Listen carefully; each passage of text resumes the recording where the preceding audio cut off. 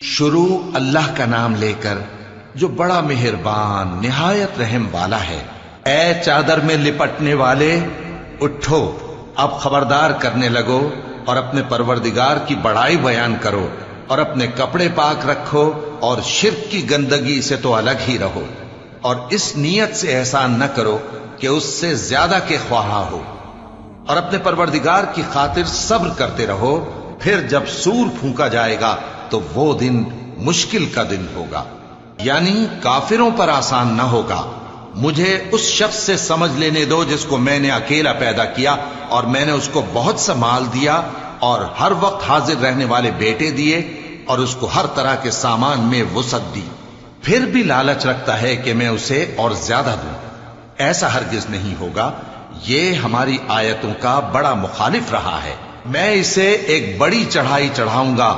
اس نے غور و فکر کیا اور ایک بات ٹھہرا لی، یہ مارا جائے، اس نے کیسی تجویز کی، پھر یہ مارا جائے، اس نے یہ کیسی تجویز کی، پھر اس نے نگاہ کی، پھر تیوری چڑھائی اور منہ بگاڑا، پھر پیٹ پھیر کر چلا اور تکبر کیا، پھر کہنے لگا یہ تو جادو ہے جو پہلے لوگوں سے برابر ہوتا آیا ہے، پھر بولا یہ اللہ کا کلام نہیں بلکہ بشر کا کلام ہے، میں ان قریب اس کو سقر میں داخل کروں گا۔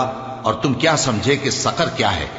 وہ ایسی آگ ہے کہ نہ باقی رکھے گی اور نہ چھوڑے گی، اور بدن کو جھلس کر سیاہ کر دے گی۔ اس پر 19 داروغہ ہیں، اور ہم نے دوزخ کے داروغہ فرشتے ہی بنائے ہیں اور ان کا شمار کافروں کی آزمائش کے لیے مقرر کیا ہے، اس لیے کہ اہل کتاب یقین کریں اور مومنوں کا ایمان اور زیادہ ہو، اور اہل کتاب اور مومن شک نہ لائیں، اور اس لیے کہ جن لوگوں کے دلوں میں نفاق کا روگ ہے اور جو کافر ہیں کہیں کہ اس مثال کے بیان کرنے سے اللہ کا مقصود کیا ہے۔ اسی طرح اللہ جس کو چاہتا ہے گمراہ رہنے دیتا ہے اور جس کو چاہتا ہے ہدایت دیتا ہے، اور تمہارے پروردگار کے لشکروں کو اس کے سوا کوئی نہیں جانتا، اور یہ قرآن تو بنی آدم کے لیے نصیحت ہے۔ ہاں ہاں، قسم ہے چاند کی اور رات کی جب رخصت ہونے لگے اور صبح کی جب روشن ہو جائے کہ وہ آگ ایک بہت بڑی آفت ہے، انسان کے لیے ڈر کی چیز، یعنی اس شخص کے لیے جو تم میں سے آگے بڑھنا چاہے یا پیچھے رہنا چاہے۔ ہر شخص اپنے کرتوتوں کے باعث گرفتار ہوگا، مگر داہنی طرف والے نیک لوگ جنتوں میں ہوں گے اور پوچھتے ہوں گے، یعنی آگ میں جلنے والے گناہگاروں سے کہ تم دوزخ میں کیوں پڑے؟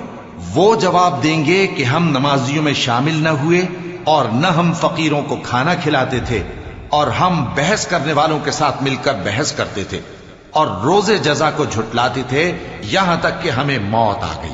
تو سفارش کرنے والوں کی سفارش ان کے حق میں کچھ فائدہ نہ دے گی۔ ان کو کیا ہوا ہے کہ نصیحت سے روگرداں ہو رہے ہیں، گویا گدھے ہیں کہ بدک جاتے ہیں جو شیر سے ڈر کر بھاگ جاتے ہیں۔ اصل یہ ہے کہ ان میں سے ہر شخص یہ چاہتا ہے کہ اس کے پاس کھلی ہوئی کتاب آئے، ایسا ہرگز نہیں ہوگا۔ حقیقت یہ ہے کہ ان کو آخرت کا خوف ہی نہیں۔ کچھ شک نہیں کہ یہ قرآن نصیحت ہے، تو جو چاہے اسے یاد رکھے، اور یاد بھی تبھی رکھیں گے جب اللہ چاہے۔ وہی اس لائق ہے کہ اس سے ڈرا جائے، اور وہی معاف کرنے والا ہے۔